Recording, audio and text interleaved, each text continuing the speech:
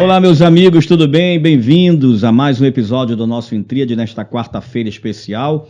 Hoje o nosso programa está, como sempre, muito especial e por conta disso já digo para você que também é especial, que você mande para alguém que também é muito especial para você. Essa foi boa, hein? Um show de especial aqui.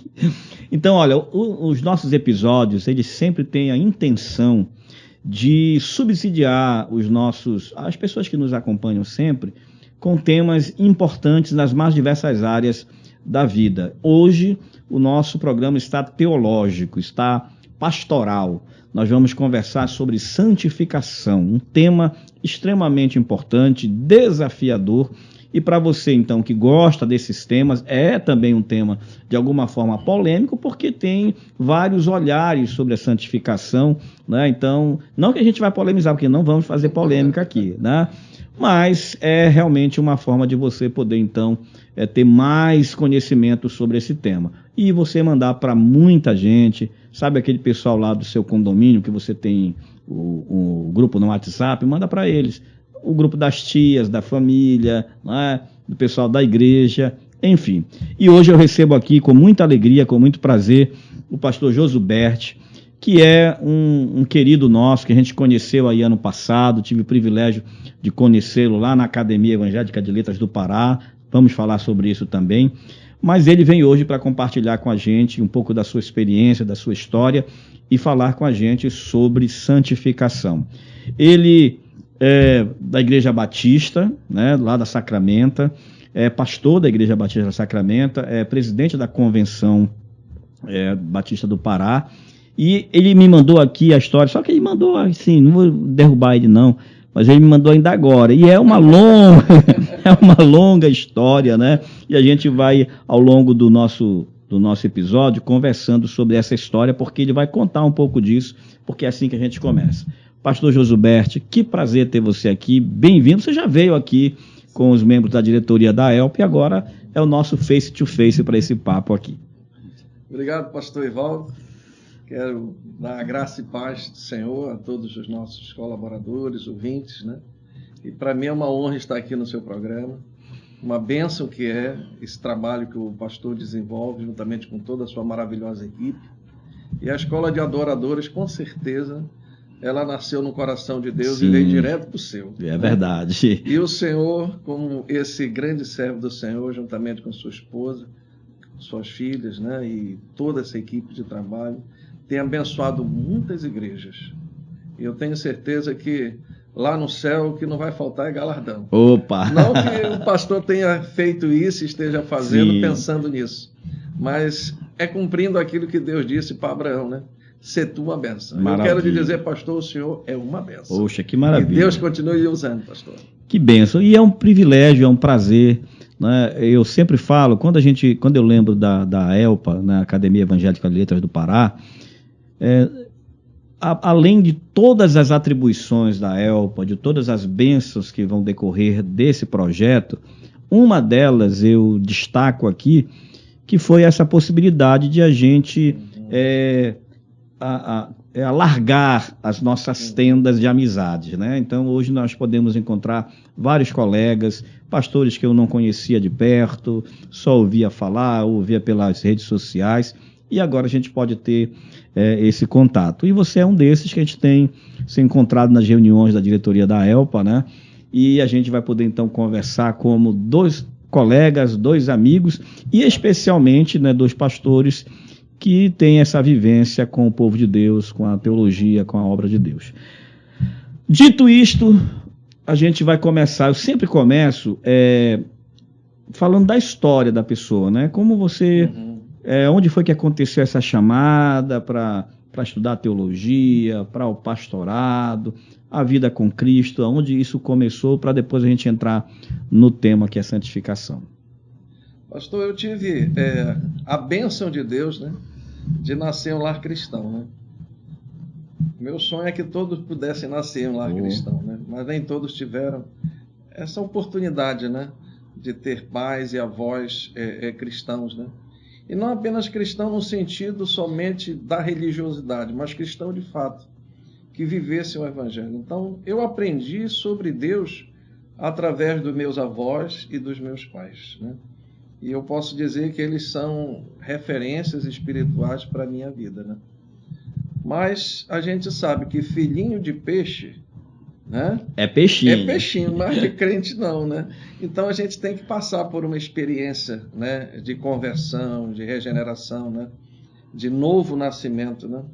E eu tive essa experiência com 9 anos de idade. O pastor estava pregando, né, lá na primeira igreja batista do Pará, que fica ali na Praça da República, né? E olha que é um tempo atrás, né, o templo era diferente de hoje, né? Mas ali o pastor foi numa época de Páscoa. E ele estava pregando sobre o sacrifício de Jesus, né? E é interessante que eu me senti pecador, né?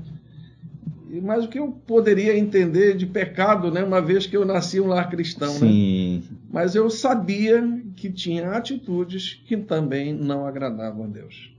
E que eu precisava me arrepender dos meus pecados e reconhecer Jesus como Senhor e Salvador da minha vida. Então, com 9 anos de idade, foi uma conversão consciente. Por isso que eu acredito em decisões de crianças, porque eu fui uma dessas crianças que, apesar de ser educado no caminho do Senhor, mas reconheceu, né, que só educar no caminho do Senhor não era suficiente. É necessário a gente confessar esse Senhor, né? Confessar os nossos pecados, para que a graça de Deus chegue até nós, né? Então foi com 9 anos que eu aceitei Jesus, e 12 anos, né, eu fui batizado na primeira igreja batista do Pará pelo pastor Gilto Moraes, né? E lá eu participava da organização Embaixadores do Rei, né? Uma organização de garotos, né? De 9 até 16 anos, né? E lá eu pude desenvolver, né, também aprendendo mais sobre a Bíblia e aprendendo também sobre liderança. Aos 14 anos já era embaixador-chefe. E aos 15 anos, na idade ainda de embaixador do rei, a igreja me escolheu como conselheiro da própria embaixada. Como Deus tem os seus planos, né? Muito cedo ainda eu já comecei na liderança, né, de um trabalho dentro da igreja local, né? A Deus seja dada toda a honra e toda a glória, né? E eu vejo assim, né, que quando a igreja acreditou em mim, né, no sentido de ver Deus, né, me chamando para esta obra, né, ela também colocou em mim algo muito bom, de ver uma igreja, eu ainda novo, né, dando uma responsabilidade, né, que para mim hoje, né, a posição que eu já cheguei em termos de liderança, a honra seja dada a Deus, né, e a glória, mas eu devo também a essa questão, né, da igreja ter acreditado a esse investimento lá, isso, né? Porque seria algo frustrante, né? Para mim, muitas vezes, né, a gente pensar, não acreditar. Eu acho que tem muita gente na igreja que acaba ficando no banco porque acaba não acreditando no potencial deles, né? Interessante. Na verdade, isso é muito comum, né? É muito bom quando um líder, né, enxerga no seu liderado essa massa potencial, né, para se fazer realmente um obreiro, porque ninguém nasce sabendo. Verdade. Né? Então, quando você tem alguém que tem esse olhar mais visionário, que consegue, e às vezes é maravilhoso, porque às vezes o líder ele enxerga um potencial que nem mesmo a pessoa está enxergando. Verdade. Né? Verdade. E quando você encontra um líder desse na sua história, você nunca vai esquecer, né? Então você jamais vai esquecer dessa igreja, desse investimento que foi feito, e consequentemente isso deve ter gerado em ti também alguém com esse mesmo olhar, né? Com certeza. De investir, de ver potencial. Interessante, pastor. E eu recebi em um sábado, né, uma visita na minha casa. Era o meu conselheiro, pastor Lucas Pereira Barbosa. Ele ia viajar, ele estava recebendo um novo ministério, né? E ele chegou para mim com uma pasta, né? Eu perguntei, mas que pasta é essa? Que é a pasta da embaixada. Agora você vai ser o conselheiro da embaixada. Aí de lá para cá, né, eu digo para ele, olha, foi graças a ti eu nunca mais tive sossego. Mas Deus assim, né? Ele chama e capacita, né? Eu acho que a gente tem que dizer como Isaías, né? Eis-me aqui, envia-me a mim, né? E aí entra a questão da santificação. Sim. Né? Isaías teve que passar por esse processo, né, para Deus o usar, né? aquela brasa que saiu, Sim. né, do altar, tocou a sua boca e então preparou ele para isso, né? Eu tenho certeza que desde cedo Deus já vinha me preparando para um ministério que eu nem tinha noção do que ia ser. Sim. E o chamado pastoral? É interessante isso, pastor. Quando criança ainda, me perguntavam, né, o que é que eu queria ser quando crescer. Talvez eu não tinha consciência do que era, mas eu dizia, eu quero ser pastor. Eu quero ser pastor. E eu dizia isso com alegria no coração, né? Eu acredito que Deus já estava me escolhendo desde cedo, né? Sem ainda eu ter noção do que fosse isso, né? Ser um pastor. Mas eu via meus pastores, né, na igreja e eles eram para mim uma inspiração, né? Como eu vejo, né? Aí a gente volta a dizer, né? A importância de um líder na nossa vida, né? Como uma inspiração para as nossas vidas. E graças a Deus eu tive excelentes pastores que me inspiraram, né? Sim. Inclusive ao desejo de ser um também, né? Perfeito. Aí você foi consagrado com quantos anos? Ah, sim. Eu dei algumas reviravoltas, pastor. Porque apesar da gente ter entrado dentro de um processo de liderança, eu trabalhei muito dentro de uma liderança denominacional sem ser pastor, né? Sim. Fui atuando como líder de juventude, né, em várias áreas de segmento, tanto dentro da região de Belém, como do Estado, né, como membro do Conselho também de Juventude Denominacional do Brasil, né, que era a JUMOC. E todo esse processo eu sabia que era chamado, mas ao mesmo tempo estava atrás de algo, digamos assim, de sustento, sem precisar ter um sustento do próprio pastorado. Sim. Né? São ideias que a gente tem que às vezes não refletem aquilo que Deus quer. Né? Não que eu fosse contrário que um pastor ganhasse um sustento, sim, mas é que eu não queria ser esse peso para a igreja. E foi então que eu fui retardando essa minha ida ao seminário. Então eu fui para o seminário já com uma idade um pouco mais avançada, né? Com cerca de uns 28 anos, mais ou menos, né? E de lá eu descobri que realmente era isso que Deus queria para a minha vida. Que eu entrasse no seminário, né? Me formasse e me fosse consagrado um pastor, né? E hoje eu já estou no pastorado há 21 anos, maravilha, na mesma igreja, né? Que maravilha. E é interessante, né? Porque eu sou de uma geração e na época da igreja de bairro que não havia uma exigência, e a igreja que eu frequentava na época não havia uma exigência que o líder, o pastor fosse para o seminário. E naquele ambiente mais de periferia, era até errado ir para seminário. Os irmãos ali tinham uma cultura de que se fosse para o seminário se desviaria. Né? E eu ouvi muito disso. Ah, não, mas é porque seminário não forma pastor, seminário forma teólogo. Beleza, seminário forma teólogo, mas se existe uma coisa que é importante para o seminário, é despertar a vocação, né? É reforçar a vocação. Então, quando você já tem uma chamada, desde a infância, já estava ardendo ali, mesmo que ao longo do tempo, por uma questão mais de sustento, você não quisesse, é uma questão muito pessoal, né? Mas chega uma hora que não tem como, Deus vai cercando, e quando você chega no seminário, maravilhoso, porque ali dentro você, de fato, foi revalidada aquela chamada lá da infância, foi, né, reacesa no coração. Isso é maravilhoso, porque aí você pode dizer, há 21 anos, eu sou aquilo que Deus queria que eu fosse. Verdade, né? Verdade. E ser pastor, para mim, é uma grande realização. Eu acho assim que eu demorei um pouquinho, né, a terminar o meu curso de teologia, né? Eu tranquei o curso, eu iniciei o curso, levei 10 anos para concluir o curso que Sim. Era feito em 4. Não porque eu repeti matéria, não, porque eu tranquei. Sim. Eu fui atrás de tentar um sustento, né? Mas é tal coisa. Nem tudo que é certo é aquilo que é a vontade de Deus para as nossas vidas. Né?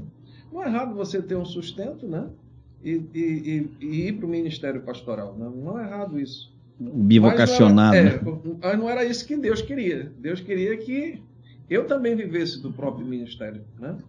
Então, o entendimento das vezes nosso, né, a gente faz uma leitura humana. E a gente se esquece de perguntar a Deus, o que é que tu queres, né?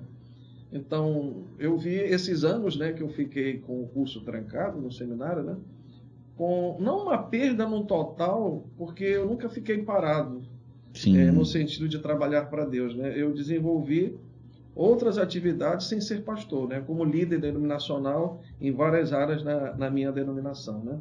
Mas o que Deus queria realmente era que eu me tornasse um pastor. Sim. Né? E após, né, ter sido consagrado pastor, eu posso dizer que eu me encontrei, né, na minha real vocação. Né?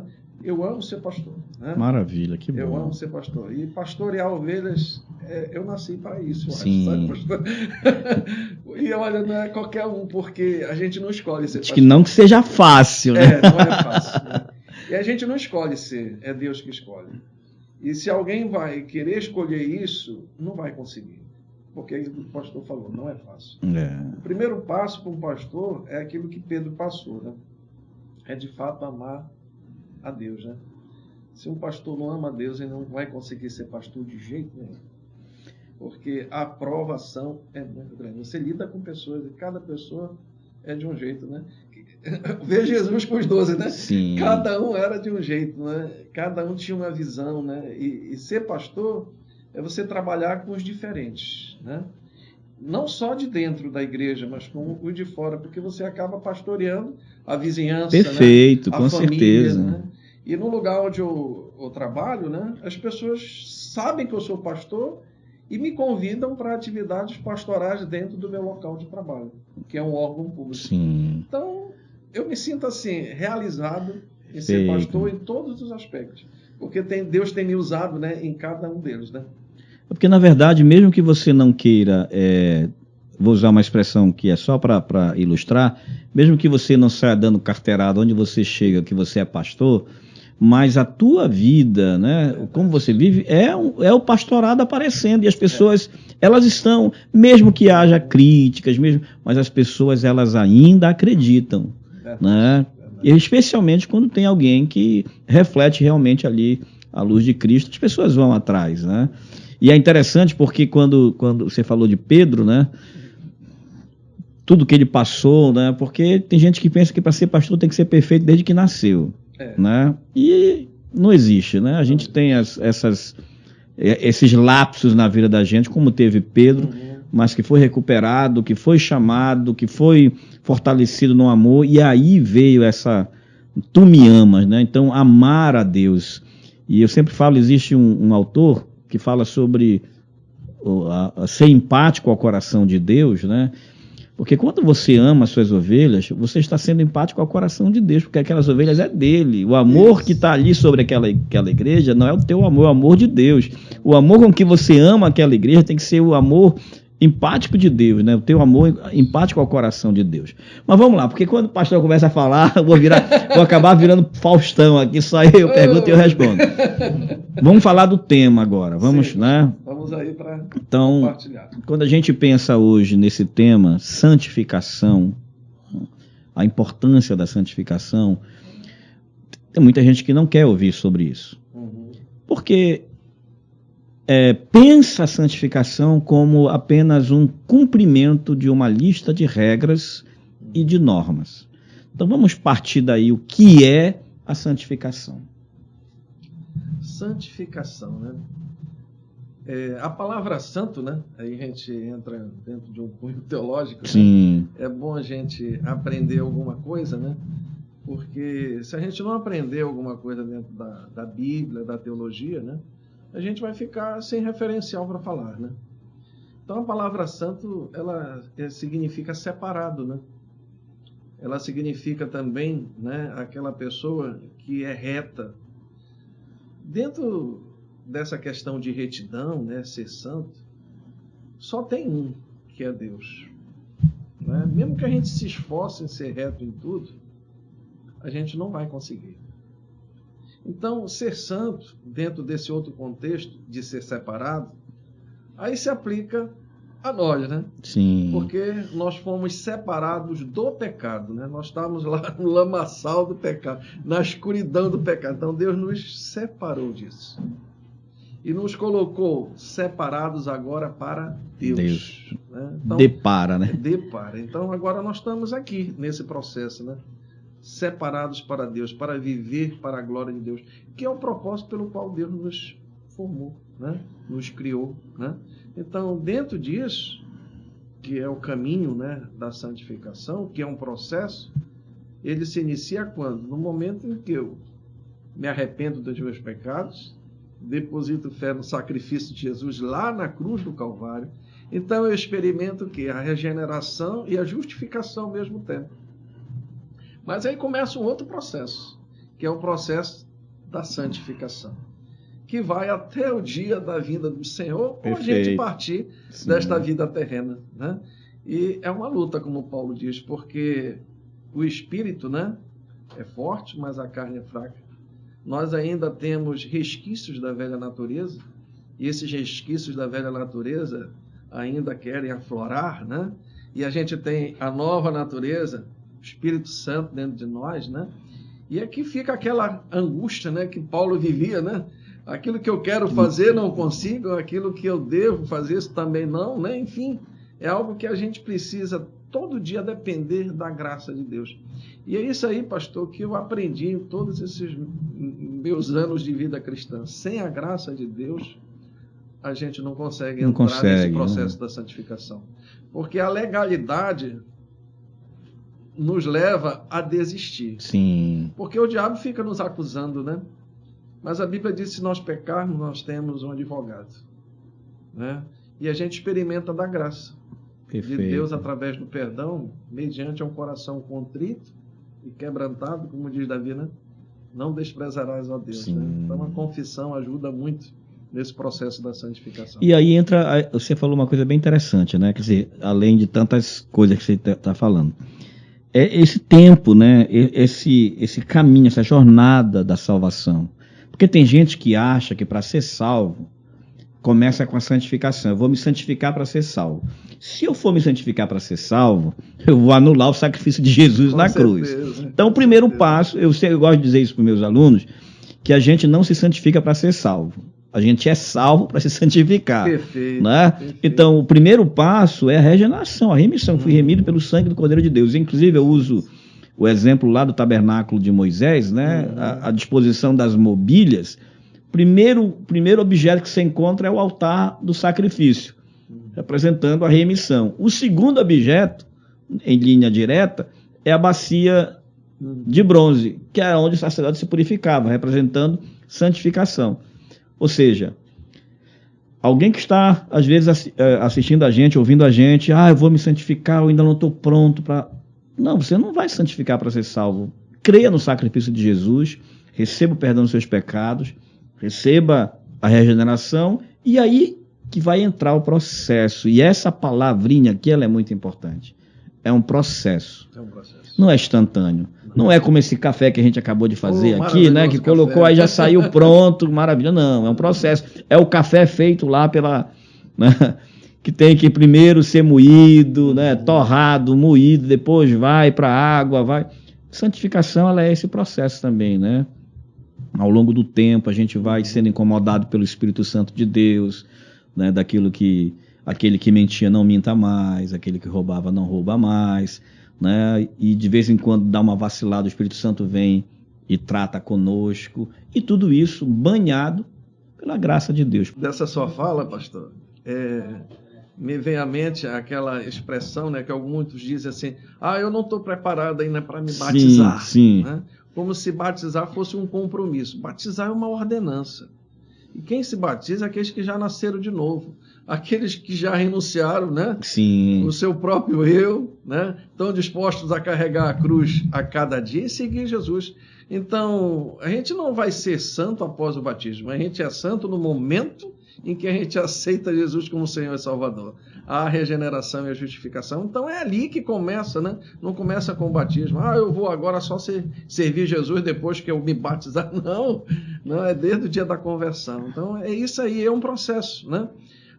algumas pessoas vão conseguir avançar mais. Sim. Outros vão avançar mais devagar. Isso não tem a ver com o Espírito Santo. Tem a ver com a pessoa querer fazer com que... deixar o Espírito Santo agir na nossa vida, né? Porque ainda tem essa questão, viu, pastor? Apesar de nós termos o Espírito Santo, nós podemos, como a Bíblia diz, abafar o Espírito Santo. Nós podemos fazer com que o Espírito Santo não ocupe todo o espaço da nossa vida. A gente acaba limitando o Espírito Santo dentro de algumas áreas. E a Bíblia diz, né? Enchei-vos do Espírito. Então, a santidade vem nisso. Cada dia mais que a gente se enche do Espírito, mais as coisas, né, ruins que estão dentro de nós, aquilo que Pedro diz, né? Lançai fora, né? Todas essas coisas, né? Então, essa santificação vem também desse enchimento do Espírito Santo a cada dia, né? Agora, é triste porque hoje a gente está cheio do Espírito Santo, amanhã a gente já pega, aí tem que encher de novo, né?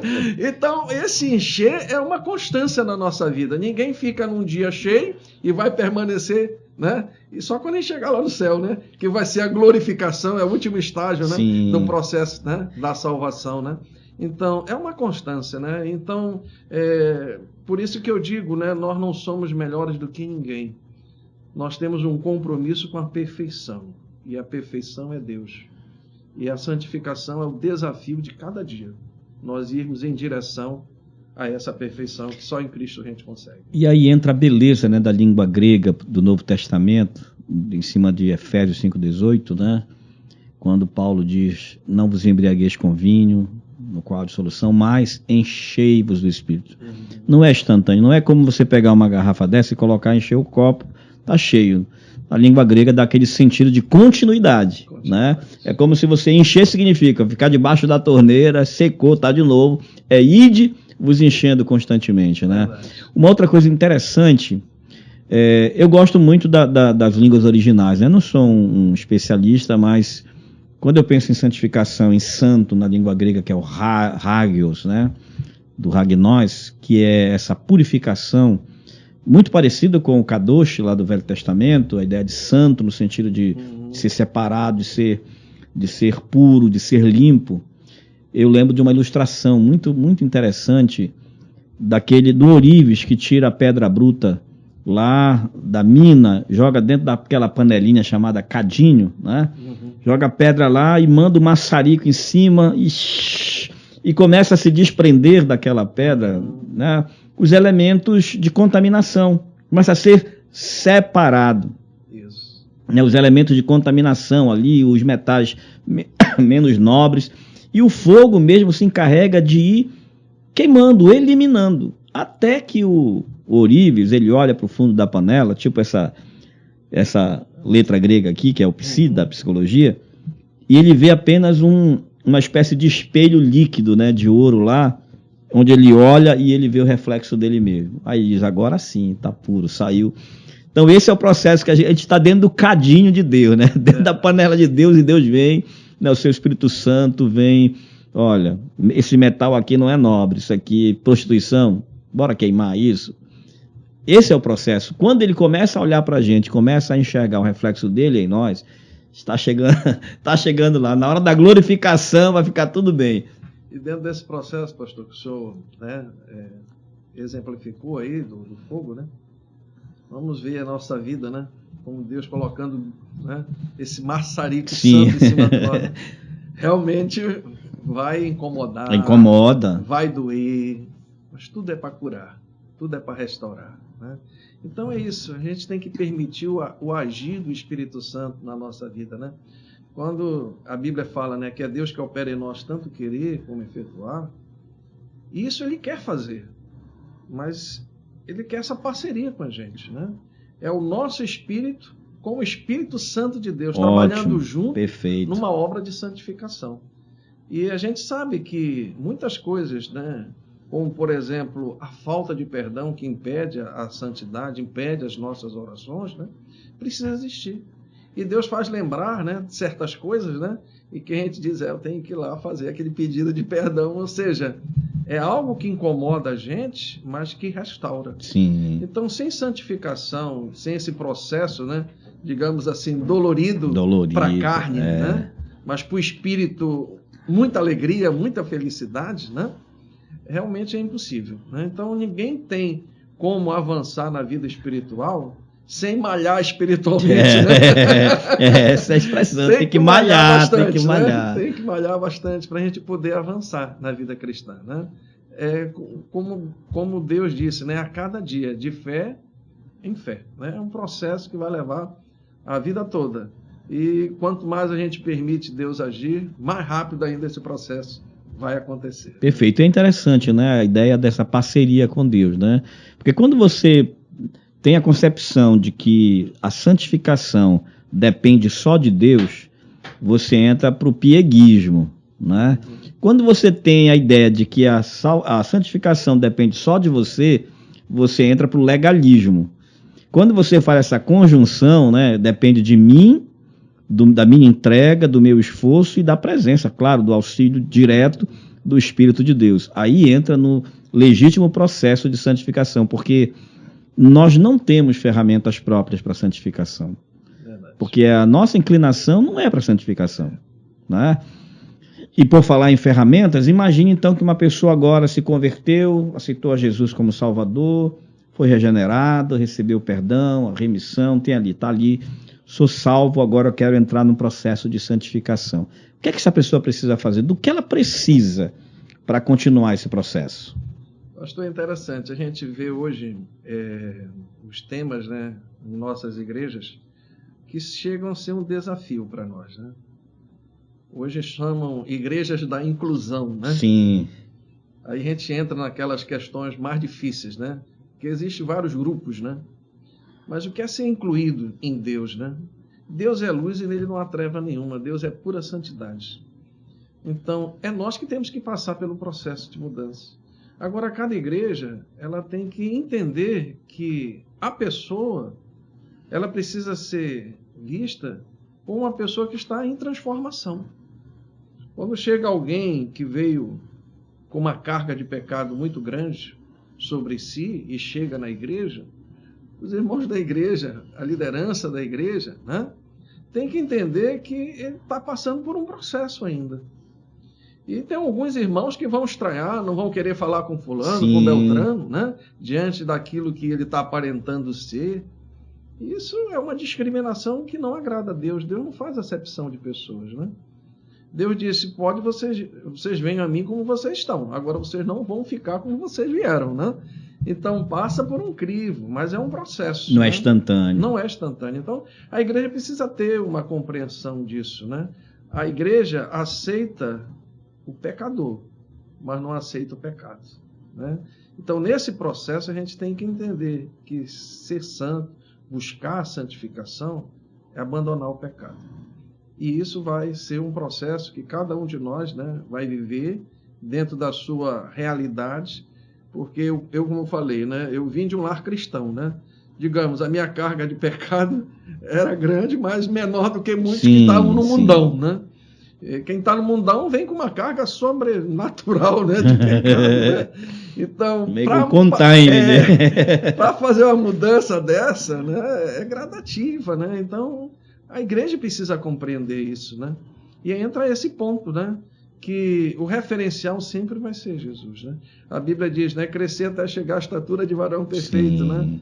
Então, a gente vai aceitar, assim, né? Que determinada pessoa chegue na igreja com algumas coisas ainda que a gente sabe que não é correto, mas que ele vai ser discipulado, perfeito, né? Dentro do padrão bíblico, para que ele também passe por essa transformação completa. Paulo, quando escreve para os irmãos em Corinto, ele chama aqueles irmãos de santos. Uhum. Ainda que ele diga, mas olha, no meio de vocês tem isso, mas ele chama os irmãos de santos.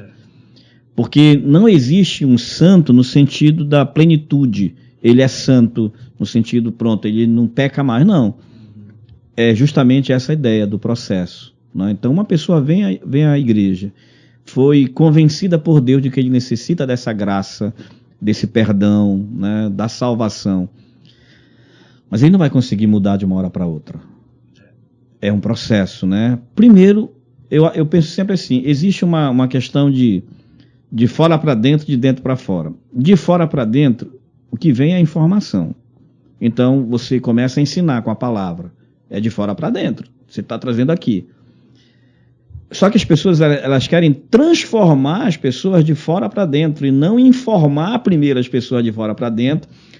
Não sei se eu estou sendo meio complexo, mas eu informo, eu ensino, é de fora para dentro. Ela vai entrar. Aí aquilo vai provocar uma mudança aqui dentro.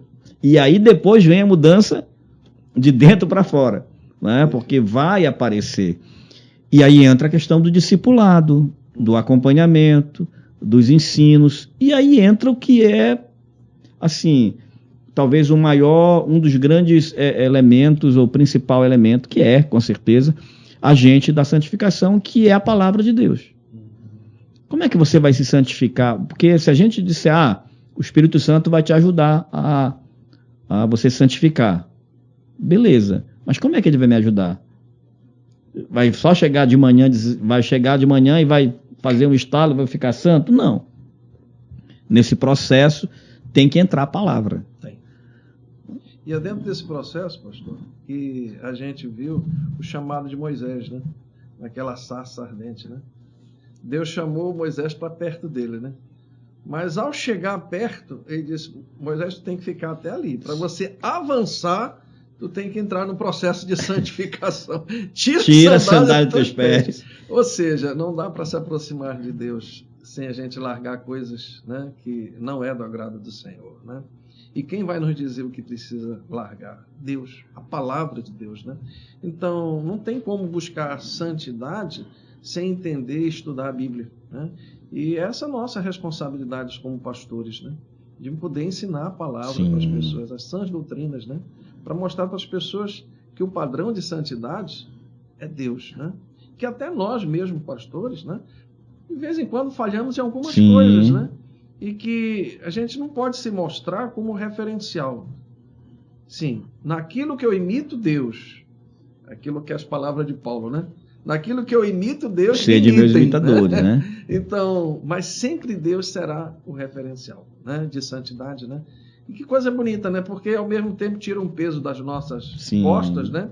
Mas mostra também que nós precisamos buscar a santidade, né? Um pastor que não busca a santidade na sua vida, não dá para pastorear as ovelhas de Jesus, sabe por quê? Porque não ama de fato a Jesus. É verdade. Né? É aquilo que Pedro ouviu, né? 3 vezes, né? Tu me ama, levou Pedro a uma reflexão até onde ia o amor dele por Deus, né? E é isso que nós, pastores, temos que responder, né? Até onde vai o nosso compromisso, o nosso amor, a nossa obediência a Deus, né? Porque, quer queira ou não, né? Aí entra o lado humano. As pessoas os verão como referenciais de santidade. Perfeito. Né? Eu quero evocar novamente aqui a bacia de bronze lá do tabernáculo, né? Que é o símbolo de santificação. Eu gosto muito para ser bem didático, né? Hoje nós não precisamos de ter bacia de bronze na nossa igreja, nem a Arca da Aliança, nem nada disso, né? Sim. Mas, então, quando a bacia de bronze estava no átrio lá, era o lugar descoberto. Então, o reflexo que tinha naquela água lá era do céu. Sim. Não era o primeiro reflexo que via, era o reflexo do céu. Porque isso simboliza que a nossa referência de santidade é o céu, é Deus. Não somos nós. Mas o segundo passo, quando o sacerdote chegava lá para lavar as mãos, para se purificar, ele enxergava o reflexo dele mesmo. Né? E isso entra uma coisa importante. Eu não santifico o outro, eu me santifico. E para isso eu preciso estar com um espelho aqui na minha frente. Verdade. Né? Eu sempre brinco isso na sala de aula, né? Quando fala dessa tipologia, que tem muita gente que só anda com o espelho na diagonal. Ele só vê o outro, né? Só vê o pecado dos outros. Alguém vai ouvir esse programa e vai dizer assim, fulano de tal que tinha que ouvir isso, né? Aqueles irmãos que vão para a igreja, você dá uma mensagem um pouco mais dura, aí a esposa diz assim, quem tinha que estar aqui para ouvir isso era meu marido. O espelho está na diagonal, não consegue dizer, não, isso aqui é para mim, eu estou me enxergando aí na palavra que está sendo, né? E a palavra é esse grande espelho, onde a gente vai enxergar. Você olha para a Bíblia, você pensa que está arrasando, está abafando. Você chega lá com o pastor e diz, pastor, eu tenho sido muito útil nessa igreja, eu faço tudo nessa igreja, faço isso, faço aquilo, e nunca ninguém vem elogiar, nunca ninguém... Se o pastor disser para aquela pessoa assim, quando vocês fizerem tudo o que vos for ordenado, considerai-vos servos inúteis, vai matar o irmão, né? Mas é o que diz a Bíblia. Né? Porque a Bíblia, se a gente leia isso aqui, a pessoa diz, caramba, eu estou fazendo tudo, mas a Bíblia diz que eu tenho que me considerar servo inútil. O que é que eu estou ainda buscando glórias para mim? É a palavra de Deus, né? Ela vai ter essa capacidade de tirar as nossas máscaras, né? De apontar as nossas falhas. Às vezes Deus vai usar o pastor, o pregador, o discipulador, com a palavra. Porque o problema é as pessoas inventarem pecado para os outros. Porque ainda tem isso, né? Os fariseus eram campeões. Os fariseus disso, faziam muito isso, né? Na hora de apedrejar, o pecador estava pronto lá. Mas quando Jesus disse, pega esse espelho aí, olha aí para vocês, quem ainda não cometeu nenhum pecado, a pessoa se olhou e disse, caramba, eu tenho que ir embora, que não, isso aqui pegou pesado para mim. Esse ponto que o senhor colocou é muito importante, né? A gente dispor da graça de Deus, né? É aquilo que eu volto a dizer, né? A gente tem esse compromisso de santificação, mas sem a graça a gente não consegue. Agora, Paulo, aos Romanos, ele adverte, né? Não abusem da graça. Não abusem. Então, quem abusa da graça, na verdade, não está indo no caminho da santificação. E está caindo em desgraça. E vai cair em desgraça, já está em desgraça. Mas quem realmente sabe usar da graça no momento certo, né? Por uma questão de descuido que teve, ele vai avançar na fé. Né? Então, por quê? Porque ele tem uma nova natureza. Eu sempre uso aquele exemplo, né, da ovelha, né? Quando cai na lama, né? Sim. Ela tenta sair dali de todo jeito, né? Ela não é feliz ali, porque aquela natureza não é dela, né? Mas o porquinho já é diferente, né? E vai para lá é a felicidade dele, né? Então, eu acho assim que um salvo em Cristo, ele pode até se desviar do caminho do Senhor, mas ainda está lá a natureza dele, Sim, clamando dentro dele para que ele volte. Porque o Espírito Santo de Deus, uma vez que entra na nossa vida, ele não sai mais. A Bíblia diz que nós somos selados pelo Espírito Santo de Deus. E esse Espírito Santo clama por santidade. Então, a pessoa se sente incomodado, né? Porque tem o Espírito Santo dentro dele. Perfeito. Que faz com que ele volte para o caminho do Senhor. Isso é uma pergunta que às vezes as pessoas ficam com muita dificuldade de responder, né? Você pergunta para um crente, se você pecar, o Espírito Santo sai de você? Aí eu digo logo assim, bom, se ele saísse toda vez que uma pessoa peca, ele ia ficar muito cansado. Com todo respeito ao Espírito Santo, né? Ele ia ficar cansado. Entra e sai. E se ele sair, quem vai convencer essa pessoa do pecado dela? Né? Então, acho que essa colocação que você faz é muito importante. A pessoa pode estar lá distante, ela por alguma razão, por alguma decepção, por algum desalento da vida, ela caiu, mas o Espírito Santo está lá. Fomos selados, está lá. Aí vai entrar, ela vai perder a salvação dela? Não. Ela não vai perder, porque quem salvou ela não foi um salvador fraco, não, né? Foi o Salvador Jesus que morreu para salvar, né? E a Bíblia fala, pastor, dentro disso, que nós não somos salvos pela obra. Nós não fomos salvos porque nós éramos santos. Nós éramos pecadores. Não são os meus olhos azuis que me salvaram. Não foi as nossas obras que nos salvaram. As obras que nos salvaram foram as obras de Cristo. O ser perfeito. O verbo que se fez carne habitou entre nós e ofereceu como sacrifício, né, lá na cruz. Então, houve uma obra de salvação que nós não tínhamos como fazer. Pela graça sois salvos por meio da fé. Isso não vem de vós, é dom de Deus, não vem das obras. Para que ninguém se glorie. Então, se nós não somos salvos pelas nossas obras, não é as nossas obras que vão nos manter salvos. E sim o nosso compromisso de um dia ter reconhecido que somos pecadores, nos arrependido dos nossos pecados e ter aceito, né, o sacrifício que Cristo fez lá na cruz do Calvário para perdoar os nossos pecados. Então, quem é salvo não está salvo, ele é salvo. Ele nasceu de novo. E pelo fato de ele ter nascido de novo, o Espírito Santo lá incomoda ele para voltar, né? E se por acaso, né, ele tiver muita demora nisso, né, vai vir sobre ele o quê? A disciplina de Deus, né? E quando a disciplina de Deus cai em cima de uma pessoa, a pessoa acaba reconhecendo que ele precisa voltar para o caminho do Senhor, né? É como uma pessoa que está morrendo afogada no meio de um oceano. E quando ela diz assim, vou morrer, não tem... Aí tem alguém querendo, posso pular para te salvar? Não, eu vou dar meu jeito. E quando ele é salvo, o mérito não é de quem é salvo. O mérito é do Salvador. Mas as pessoas querem o mérito para si, né? Ah, eu sou salvo, como se o mérito fosse meu. Eu sou salvo porque eu sou bom, porque eu sou legal, porque eu faço isso. Se fosse por isso, meu amigo, você estaria frito mesmo, né? O mérito é do Salvador, do que Jesus fez na cruz.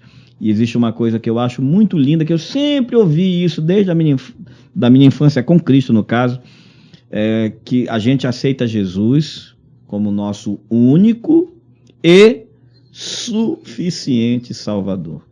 A suficiência do sacrifício de Jesus, né? E o que é lindo é isso, porque quando a pessoa está lá no mundão, como você bem falou, e ela está ali, vivendo aquilo ali, ela vai sentir incômodo. Porque a natureza dela, do novo nascimento, vai gritar dentro dela. Né? Vai gritar dentro dela, e o Espírito Santo vai estar ali, né? Sempre convencendo, como ele convence o homem do pecado, da justiça e do juízo. A maravilhosa graça de Deus nos alcançou. E é essa graça que nos mantém de pé. Né? Eu acho assim que não importa o ritual evangélico que você viva, porque não é ritual que vai te levar à santidade, e sim a tua vida no teu íntimo com Deus. Né? Agora, se teu íntimo com Deus reflete realmente o Deus que você serve, aquilo que está na palavra de Deus, o teu exterior também vai. Sim, vai aparecer. Vai né? aparecer. Vai aparecer. Né? Porque nós somos nesse mundo sal e luz. Né? E se a gente não salga, né, não dá sabor, né, à vida das pessoas, né, através do nosso testemunho, a gente não preserva a vida das pessoas, porque o sal tem esse sentido também de preservar, para as pessoas não se destruírem, né? E também o sal tem esse sentido de cicatrizante, né? Porque tem muitas feridas que estão abertas e que precisam ser curadas. Então esse sal, né, ele vem com essa também, né, esse agente cicatrizador, né, de curar as feridas. Então Deus nos colocou nesse mundo para isso. Agora, quando a gente não consegue viver isso, é porque a nossa santificação não está boa. Mas quando a nossa santificação está num grau bom, o nosso sal está valendo. Sim. E aí a gente consegue agir na vida de tantas pessoas. Assim como a luz, né? Nós estamos aqui nesse ambiente gostoso, né? Desse estúdio, né? Bem iluminado, né? Imagina, né? Se não tivesse tudo apagado aqui, vocês não estariam nem nos vendo, né? Então, nós cristãos, né? Nós temos esse brilho que não é nosso. Nós refletimos o brilho de Deus, porque nós estamos na luz. Né? E a Bíblia diz que Deus é luz e nele não há trevas nenhuma. Ou seja, não tem crente que viva na penumbra. Santidade é santidade. Né? Não tem como tentar servir dois senhores ao mesmo tempo. Ou você serve a Deus, ou você serve ao seu eu. Mas não dá para fazer as duas coisas ao mesmo tempo. E mais um detalhe, né? Quando você realmente está com tudo isso alinhado, tudo afinadinho, né? Não tem como esconder essa luz. Não tem como. Não tem. A luz brilha. Ela vai brilhar, ela vai aparecer, porque quando é uma luz que não está afinada, ela não vai aparecer também. É outra realidade, né? Verdade. Se por um lado, se eu estou realmente... não na perfeição, porque não é possível, né? É um processo, até a perfeição é processual. Sim. Nesse caso. Mas a gente vai nesse processo, quanto mais eu vou sendo purificado, sendo limpado, mais a luz vai brilhar. Correto. É como você pegar uma lâmpada dessa que está envolta de sujeira, por exemplo, tem uma bem ali que está com uma crosta. Tá com ela queimou ali o papel vegetal que a gente coloca para diminuir a intensidade da luz. Aí ela vai queimando e vai escurecendo, né? Se eu tirar aquele papel que está impedindo essa luz brilhar, né, ela vai ficar muito mais clara. Então, quanto mais eu vou tirando esses impedimentos, esses papéis vegetais de pecado da minha vida, mais a luz de Cristo vai aparecer, mais a luz da santidade. E aí, as pessoas começam a perceber que ser santo vai muito mais além do que não cometer pecado. Mas, por exemplo, quando eu sou cordial com alguém, quando eu sou amoroso com alguém, quando eu expresso para as pessoas a misericórdia, Isso é santidade. Sim, pastor. Na Bíblia a gente chama isso de fruto do Espírito. O fruto né? do Espírito, perfeito. Até eu digo, eu ensino nossos irmãos da igreja, né? Por tipo assim, uma fórmula, né? Para não esquecer os frutos do Espírito. A, P, P, B, B, M, F, D, né? Amor, alegria, paz, paciência, bondade, benignidade, fé, fidelidade, mansidão, fidelidade e domínio próprio. E isso é o quê? Personalidade, a semelhança de Jesus. Isso é santidade. Só consegue ter esse fruto quem tem o Espírito Santo e o Espírito Santo consegue frutificar. Perfeito. Né? E quando a gente faz isso, olha, o nosso vizinho fica maravilhado com a nossa presença. As pessoas da nossa família querem sempre a gente ali. Nosso pessoal do trabalho também. A gente torna-se uma pessoa querida, amada por todos. Porque somos seres humanos excepcionais. E o que é que fez? Nós não. Foi o fruto do Espírito Santo, né, que produziu em nós uma personalidade à semelhança de Jesus. E isso é ser cheio do Espírito Santo. Isso é cheio do Espírito Santo. Que as pessoas têm essa confusão. Ah, Senhor, eu quero ser cheio do Espírito Santo, porque eu quero pregar com autoridade. Peraí, tá, tudo bem, isso é bom. Mas você tem que dizer, eu quero ser cheio do Espírito Santo, porque eu quero produzir, como resultado de ser cheio do Espírito Santo, porque fruto é resultado. Qual é o resultado do Espírito Santo na minha vida? Amor, alegria, paz, o fruto do Espírito. E outra coisa, pastor, que o senhor colocou dentro desse tema, né, que a gente poderia puxar também um gancho, né, é sobre sinais e prodígios. Né? As pessoas às vezes confundem, né, sinais e prodígios com santidade. Né? Sim. Nem sempre. Porque os falsos profetas também Perfeito, operam sinais e com prodígios. certeza. Né? E a gente só vai saber se é ou não é de Deus quando a gente vê o fruto interior da pessoa que vai para o exterior, ou seja, as atitudes. Né? Ou seja, se alguém está ali fazendo, né, fenômenos, mas que a vida dele não retrata uma vida de santidade, aquele ali é um falso profeta. Sim. E aqueles sinais e prodígios não vêm de Deus, vêm do inimigo.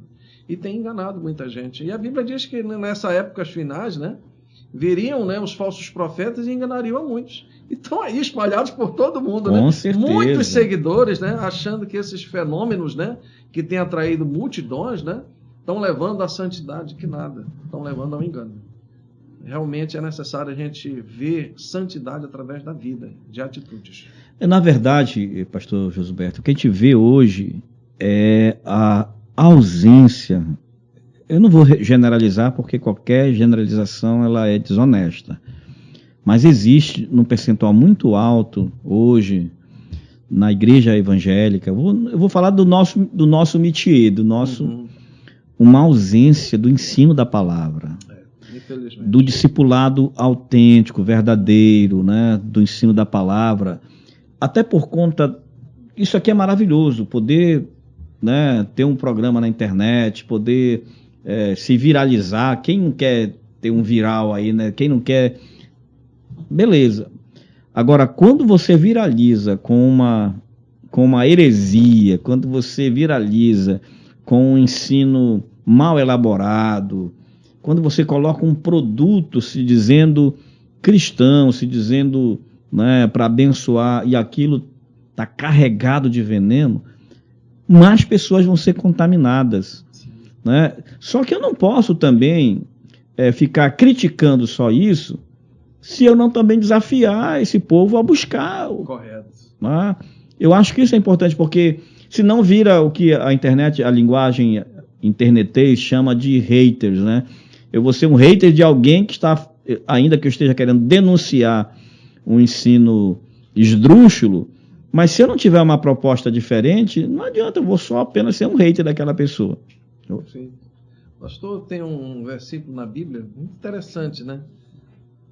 2 Crônicas 7,14, né? Sim. Se o meu povo que se chama pelo meu nome se humilhar e orar, buscar a minha face, se desviar dos seus maus caminhos, então virei dos céus, sararei a sua terra, né? E é isso, santidade, né? Santidade é o resultado.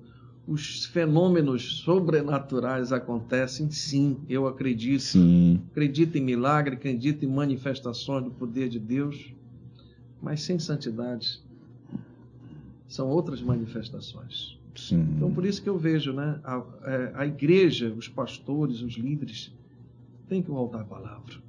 Porque voltando à palavra, a manifestação do poder retorna. Sim. Eu vejo hoje muitas igrejas, né, abarrotadas de gente, mas vazias da presença de Deus. Né? Cheias de gente vazias, né? Vazias, é.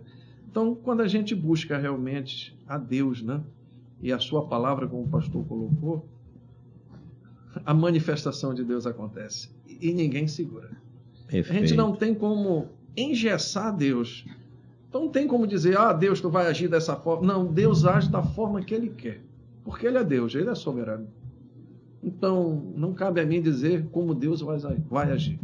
Agora uma coisa eu sei, que o agir de Deus está baseado na pessoa dEle, descrita na palavra dEle. Então Ele jamais vai agir contrário a Ele mesmo. Sim. Né? Então, nós temos os parâmetros. É aquilo que a Bíblia diz, né? Provai os espíritos, né? Ou seja, a gente tem a Bíblia como referencial para ver se essas manifestações são de Deus ou não, né? Na vida dos santos, as manifestações acontecem como resultado da santificação, né? Quanto mais a gente santifica, mais Deus nos usa para a honra e glória dele e para trazer maravilhas no meio do seu povo. Né? Maravilha. Bom, chegou no final já. Pois é, uma né, hora passou pena, muito. Né? Olha, passou muito rápido, viu? Eu vou só acrescentar no release aqui, eu acho que a gente falou tanto da ELPA, e eu esqueci de dizer que o pastor João Gilberto também é o vice-presidente da nossa ELPA, da Academia Evangélica de Letras do Pará. Inclusive está vindo aí a próxima diplomação, né, do outro grupo que vai se diplomar em abril. Né? Nós tivemos a primeira diplomação lá em outubro, né, onde nós estivemos juntos lá, estamos na diretoria da ELPA, que é um projeto maravilhoso, né? E vem aí a segunda leva, né, em abril. Dia 22 de abril, né, é o dia da nossa diplomação, vai ser lá no hangar, né? Após a diplomação nós teremos um bonito jantar. Né? Eu tenho certeza que vai ser ainda melhor do que a primeira. Vai ser, a glória da segunda casa será maior do que a primeira. Glória do Senhor. Nós estamos lá, né, servindo juntamente com o pastor Paulino, que é o presidente, eu estou como vice-presidente. Eu e o pastor Paulino, nós somos amigos de infância, sim, né? E nós encontramos na ELPA, né? Que maravilha. Louvado seja o Senhor, né? Deus tem um plano para tudo, né? Perfeito. E eu vejo que a ELPA é um lugar onde a gente acolhe o povo de Deus independentemente das linhas doutrinárias. Sim. Porque o que nos une é o amor de Cristo. É a palavra do Senhor. E a ELPA visa isto, valorizar e fundamentar a palavra do Senhor no coração de todos. Então, cada acadêmico tem essa missão, né, de difundir a palavra de Deus. E Deus trouxe a ELPA para o Pará para isso, para solidificar ainda mais, né, a palavra de Deus no coração do paraense. Maravilha. Meu querido, muito obrigado por estar aqui. Eu sei que você tem muitas atividades, só vejo você colocando lá na nossa diretoria as suas viagens, viajando para lá e para cá, fazendo a obra de Deus. Obrigado por reservar esse tempo no final dessa segunda-feira para estar aqui com a gente. Ainda tem mais atividade daqui a pouco, né? Pois é, né? A gente ainda tem mais uma, mas muito obrigado e foi muito bom conversar. Que papo gostoso, leve, rápido, que passou uma hora que eu nem percebi. Eu que agradeço, pastor, a oportunidade, né, de estar aqui na Intríade, né, servindo a Deus, né, nesse ministério que Deus colocou para o senhor. Que Deus continue abençoando cada um dos participantes dessa equipe, dos ouvintes, e que cresça cada dia mais esse ministério para a honra e glória do Senhor.